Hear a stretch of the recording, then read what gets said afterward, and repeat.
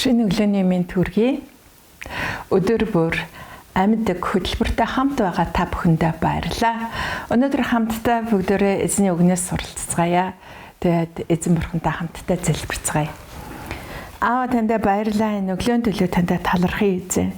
Таны амьд үгийг бид нэр уншиж хахад эзэн минь та үг илчилтээр биднийг услах болтугай, ухааруулах болтугай гэж эзэн Есүсийн нэрээр залбирanгуйж байна. Амен. За бүгдээ хамтдаа үргэлжлүүлээд Лук номынхаа 8 дугаар бүлгийн 19-с 21 дугаар ишлэлийг хамтдаа уншъя. Тэгтэл их болон дүүнер нь Есүс рүү ирэв. Маш олон хүн байснаас тэд түн рүү очиж чадаагүй тул түнд их дүүнер нь тантай уулзахаар гадаа зогсож байна гэж хэлүүлв. Харин Есүс тэдэнд Бурхны үгийг сонсоод түүнийг биелүүлээ гэсэд нь миний их дүүс мө гэжээ. За энэ гурван ишлэл тэгээ нэг багц болж байна. За энэ багцын нэг утга учир нь болохоор зэрэг Есүс Капернаумд одоо сургаал зааж исэн. Тэнд маш олон хүмүүс цугларсан байсан. Тэр үед нь Есүсийн их Мария дүүнертэй хамт очсон. Тэгээ очиод орох гэсэн чинь орж чадаагүй байсан. Маш олон хүн цугларсан учраас. Тэгээд одоо дагалдагч нарын нэг нь Есүсийн дагалдагч нэгэнд очиод гадаа таны их дүүнер ирсэн байна гэд хэл хүргүүлсэн байгаа. Тэгэд энэ хэл хөргүүлэх энэ цаг мөчид яагаад одоо Есүсийн их болох Мария түүний одоо дүүнер гэр бүлийнх нь ирсэн зорилго юм. Харъя бүгдээрээ. Марк номын 3:21 дээр юу гэж хэлсэн бэ гэхээр за би энэс дуртай Марк 3:21 дээр тэр ухаан мэдрэлээ алджээ гэж хүмүүс ярьсан тул хамаатнууд нь үүнийг сонсоод Есүсийг авчирхаар явв гэж.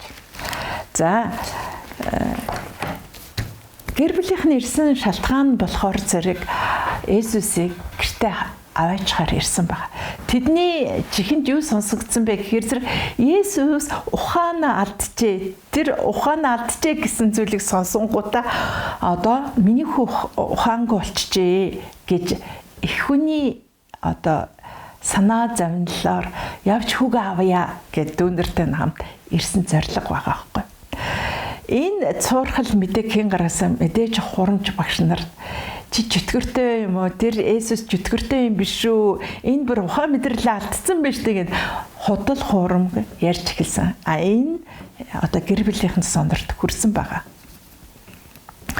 Тэгээ үүнийг сонсоод хүүгээ авахар ирсэн одоо энэ хурсан олон цугларсан газар Есүстэйгээ уулзах гэсэн чинь уулзах чадахгүй гадаа зогсож ирсэн энэ мөч. Тэгвэл Есүс үүнийг сонсоод одоо таны их дүүнер ч ирсэн байж тэ гэдгийг сонсоод Есүс хин нэгэн таны хин таны одоо их дүүнер юм бэ? Тийм ээ? Энийг Есүс ингэж хариулсан байна. Бурхныг үгийг сонсоод түүнийг биелүүлэхэд нь миний дүүс мөн гэсэн байна.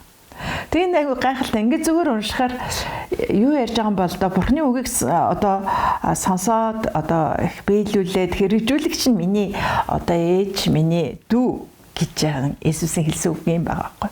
Гэтэл Есүс энэ 70 утгаар Есүс дандаа зөвлөлөөр ярьдаг гэж хэлсэн те. Есүсийн 70 утга нь юу байсан бэ гэхээр зэрэг сүнслэг холбоос ярьж өгчээсэн байгаа. Тэгэхээр Христийн сүнслэг гэр бүлийн гишүүн хинбэ гэдгийг энд тодтогч өгсөн байгаа. Өнөө өдөр махан биений одоо гэр бүлээс гэлөө сүнслэг гэр бүл ямар чухал юм бэ гэдгийг энд тодтогч өгсөн байгаа. Түүний гол зүйл нь болохоор нэгдүгээр болохоор Бурхны үгийг сонсдог гэж хэлсэн байна. Бурхны үгийг сонсдог. Хоёрдугаарт нь болохоор Бурхны үгийг одоо хэрэгжүүлдэг. 3-дугаарт нь болохоор Бурхны хүслийг дагдаа гэж хэлсэн байгаа. Энэ 3 зүйл яг энэ үгээр нь тодтогч байгаа. Тэгээд бидэнд өгөх одоо сургамж юу гэхээр мэдээж өнөөдөр төрсэн одоо ах トゥ төрсэн эцэг гих гэр бүлтэй хүмүүс хайртай. Тэгэд энэ гэр бүлээс илүүгээр сүнслэг гэр бүл чухал шүү гэдгийг энд бас хэлж байгаа. За махан биений төрөсөд бол цус, удам мөксаа, тийм ээ.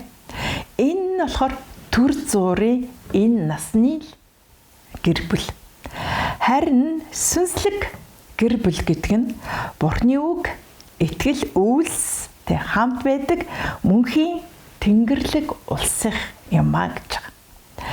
Тэгэхээр Христэд итгэгч нар нь болохоор Тэнгэрлэг мөн эзний тэр чанарыг хуваалцагч тийм ээ. Эзний үгийг одоо хэрэгжүүлэгч, эзний үгийг сонсоод бусдад түгээдэг тийм үү. Энэ эзний үгэн доторх байгаа тэр нууцуудыг, эрдэнсүүдийг хэрэгжүүлэгч нэг юм аа. Тэгэхээр энэ гэр бүлийнх нь болохоор юу гэхээр зэрэг Бурхан эцгийн хүүхдүүд гэж тодтогдсон байна. Бурхан эцгийн хүүхдүүд юу хийх вэ гэхээр зэрэг өнөөдөр итгэгч нар бид нар бие биенээ ямар ч нөхцөлгүйгээр чин сэтгэлээсээ хайрлж дэмждэг хүүхдүүд юм аа. Амен. Тэгвэл өнөөдөр танд эсэн бүлэг байна уу? Танд бүсийн итгэгч нар байна уу? Танд бас чуулганы итгэгч нар хамт нөхөрлөдөг найз нөхд ахан дүүс байна уу? Энэ бол мөнхийн Тэнгэрлэг улсын таны гэр бүл шүү гэдгийг би тодтогч хэлмээр байна. Есүсийн хэлэгдсэн утга нь энэ байна. Тэгэхээр бид нар энэ гэр бүлдээ цаг зав гаргаж, энэ гэр бүлээгээ халамжилж, энэ гэр бүлтэйгээ нөхөрлөж, бие нэгэ босгон байгуулж, урамшуулж, бие биентэй хайраар үйлчлцгээе гэж би та бүхнийгээ уриалж байна. Амен. Тэгээ өнөөдөр бас энэ авсан илчилтийн төлөө талархаад бүгдээр Бурхандаа залбирая. Аава тандаа баярлалаа. Өнөөдөр өгөгдсөн үгийн төлөө. Тийм ээ эзэн. Бид өнөөдөр энэ дэлхий дээр төр зур амьдарч байгаа. Өнөөдрийн бидний махан биений төрөсөд зүгээр л энэ насны бидний гэр бүл харин Тэнгэрлэг оршихуй эцгийн хүслийг гүйцэлдүүлдэг мөнхийн улсын тэр гэр бүлийнхэн бидний сүм чуулганы итгэгч нар гэлээ. Эдгээр хүмүүстэй бид нар хайрладаг, эдгээр хүмүүстэй дэмждэг, эдгээр хүмүүсийг урамшуулж байхад та биднийг үнэхээр хүчрхжүүлэх болтугай, биднийг ухааруулах болтугай. Эзэн Есүсээ энэ сүнслэг зүйл төр биднийг нүтийг нээж өгөөрэй. Энэ бүгдийг таны хайртай хүү эзэн Есүсийн нэрээр залбирanгуйлаа. Амен.